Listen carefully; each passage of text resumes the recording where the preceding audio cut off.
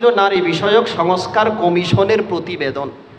নারী বিষয়ক সংস্কার কমিশনের প্রতিবেদন এই বইয়ের ৯ নাম্বার পৃষ্ঠায় লিখেছে, কত নাম্বার পৃষ্ঠা? ৯ নাম্বার পৃষ্ঠায় লিখেছে, ভরণ পোষণের ক্ষেত্রে ধর্মীয় আইন অনুসরণ বাধ্যতামূলক হওয়ায় নারীরা বৈষম্যর শিকার হন। একবারও মুখ দিয়ে নাউজুবিল্লাহ বের হয় না। ভরণ পোষণের ক্ষেত্রে ধর্মীয় আইন অনুসরণ বাধ্যতামূলক হওয়ায় নারীরা বৈষম্যের শিকার হন। ধর্মের কারণে নারীরা নাকি বৈষম্যের শিকার হয়, নাউজুবিল্লাহি মিন যালিক। আর ইসলামের পূর্বে তোমাদের অবস্থান ছিল জীবিত মাটির নিচে, আর ইসলাম ধর্ম আসার পর তোমাদেরকে জীবনের মর্যাদা দিয়েছে।